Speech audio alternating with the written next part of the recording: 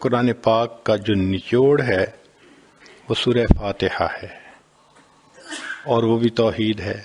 فرمایا قل هو اللہ احد اللہ الصمد لم یلد ولم یولد ولم یکن لہ کفوا احد۔ اس لیے سورہ اخلاص، سورہ اخلاص کا اللہ کے ہاں اتنا درجہ ہے کہ نبی علیہ السلام نے فرمایا من قرأ قل هو اللہ احد 10 مرات بنى اللہ لہ بیتا فی الجنہ، کہ جو شخص سورہ اخلاص کو 10 مرتبہ پڑھتا ہے اللہ اس کے بدلے جنت میں گھر بنا دیتے ہیں۔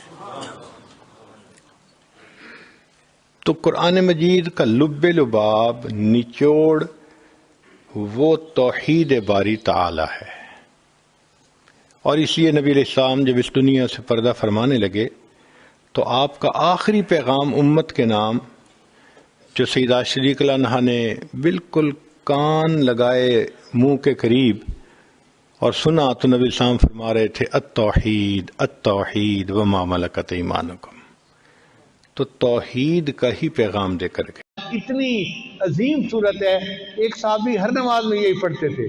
کسی نے پوچھا نبی علیہ السلام سے کہ جی وہ ہر نماز میں یہی صورت پڑھتی ہیں۔ نبی علیہ السلام نے پوچھا تم کیوں کرتے ہو ایسا؟ اے اللہ کے نبی مجھے یہ مضمون بڑا پسند آتا ہے، میں ہر نماز میں یہ پڑھتا ہوں۔ نبی علیہ السلام نے فرمایا سورہ اخلاص کی محبت کی وجہ سے اللہ نے تمہارے گناہوں کی مغفرت فرما دی۔ ہم بھی نمازوں میں پڑھتے ہیں یہی صورت، تو اگر مضمون ذہن میں رہے گا تو ہمارے لیے پھر نماز میں دھیان قائم رکھنا آسان ہو جائے گا۔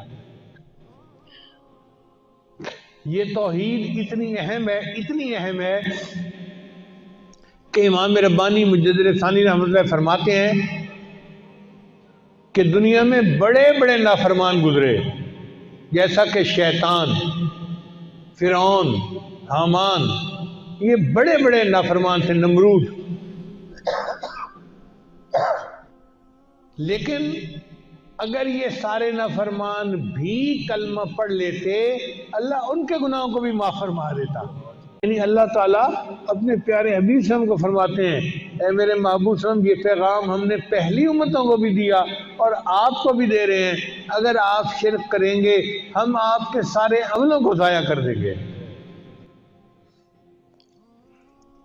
ایک جگہ اللہ تعالیٰ فرماتے ہیں قرآن مجید میں یا ایھا الناس ضرب مثل فاستمعوا له ان الذين تدعون من دون الله لن يخلقوا ذبابا ولو اجتمعوا له وان يسلبهم الذباب شيئا لا يستنقذوه منه ضعف الطالب والمطلوب۔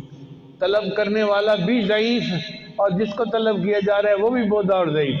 تم سے کوئی مکھی چیز لے کے چلی جائے تو مکھی سے وہ چیز واپس نہیں لے سکتے، تم اتنے کمزور ہو اور خدا کے ساتھ شریک بناتے ہو کسی کو۔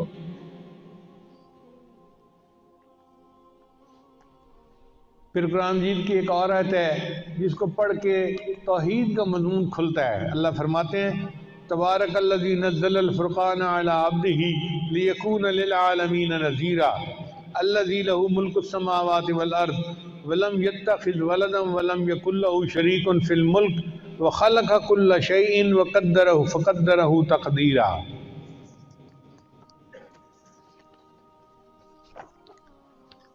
اور سورۃ اسراء کی ایک آیت میں تو بہت عجیب مضمون ہے۔ اللہ فرماتے ہیں وَقُلِ الْحَمْدُ لِلَّهِ الَّذِي لَمْ يَتَّخِذْ وَلَدًا وَلَمْ يَكُنْ لَهُ شَرِيكٌ فِي الْمُلْكِ وَلَمْ يَكُنْ لَهُ وَلِيٌّ مِّنَ الذُّلِّ وَكَبِّرْهُ تَكْبِيرًا۔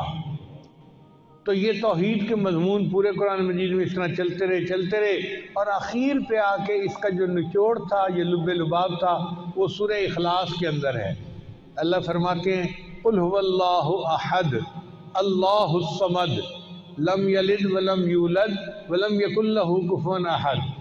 اب سورہ اخلاص کی تفسیر سمجھنے کے لیے میں چند الفاظ آج آپ کو جو ہے نا وہ پیش کر دیتا ہوں۔ مضمون ذہن میں رکھیں گے تو آپ کو سورہ اخلاص کا مضمون پورا ہر وقت ذہن میں رہے گا۔ قل هو اللہ احد، آپ کہہ دیجئے کہ اللہ ایک ہے۔ احد کہتے ہیں وہ ایک جس جیسا کوئی دوسرا ہو ہی نہیں سکتا۔ اللہ نے اپنے آپ کو احد کہا، ایسا ایک جس جیسا کوئی دوسرا ہے ہی نہیں۔ سورہ کہف کے آخر پہ بھی اللہ نے یہی پیغام دیا، من کان یرجو لقاء ربہ فلیعمل عملا صالحا ولا یشرک بعبادت ربہ احدا، اللہ کی عبادت میں کسی ایک کو شریک نہ بنائے۔ تو اللہ احد ہے، احد کا کیا مطلب؟ وہ ایک جس جیسا کوئی دوسرا ہو ہی نہیں سکتا۔ یہ احد کا لفظ بڑا خاص ہے۔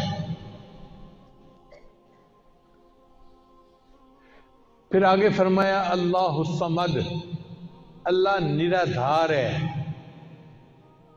نرادھار کا کیا مطلب؟ کہ ساری مخلوق اللہ کی محتاج ہے، اللہ کسی کا محتاج نہیں ہے۔ اب یہ بات اپنی جگہ حقیقت ہے، ہم سب اللہ کے محتاج ہیں، اللہ کسی کا محتاج نہیں ہے۔ تو یہ دو آیتیں ہوئی۔ سمجھنے کے لیے اس کو یوں سمجھ لیجئے کہ پہلی آیت میں توحید وجودی ہے۔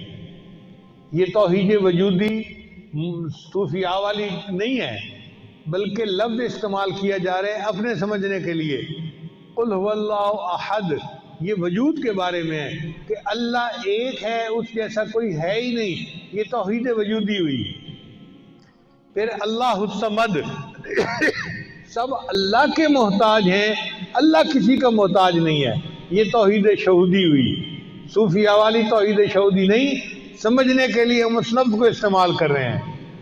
تو قل هو اللہ احد اور اللہ الصمد، توحید وجودی، توحید شہودی۔ اور تیسرا ہے لم یلد ولم یولد، نہ اللہ نے کسی کو جنا، نہ اللہ کو کسی نے جنا، یہ توحید ذات ہے۔ نہ اللہ کی کوئی اولاد ہے، چونکہ مشرک جو تھے وہ اللہ کو تو مانتے تھے، لیکن کہتے تھے کہ فرشتے اللہ کی بیٹیاں ہیں۔ عیسائی اللہ کو مانتے ہیں، لیکن عیسیٰ علیہ السلام کو اللہ کا بیٹا مانتے ہیں، بی بی مریم کو اللہ کی بیوی مانتے ہیں۔ ہم کہتے ہیں نہیں، لم یلد ولم یولد، نہ اس نے کسی کو جنا، نہ اس کو کسی نے جنا، اس کو توحید ذات کہتے ہیں، ایک ہی ہے اللہ۔ قل هو اللہ احد اللہ الصمد، توحید وجودی، توحید شہودی۔ اور تیسری جو ہے وہ ہے توحید ذات۔ اور چوتھا ہے ولم یکن لہ کفوا احد، اور اس کا کوئی کفو بھی نہیں ہے، ہمسر بھی نہیں ہے۔ صفات میں اس کی کوئی اس جیسی صفات رکھنے والا ہے ہی نہیں، یہ توحید صفات ہوئی۔ تو چار لفظ یاد رکھیں، پوری سورہ اخلاص کا مضمون آپ کو ہر وقت ذہن میں رہے گا۔ قل هو اللہ احد، توحید وجودی، اللہ الصمد، توحید شہودی، لم یلد ولم یولد، توحید ذات، ولم یکن لہ کفوا احد، توحید صفات۔ تو چار طرح کی توحید اس چھوٹی سی صورت کے اندر اللہ نے بیان کر کے توحید کو ایک جگہ پر جمع فرما دیا۔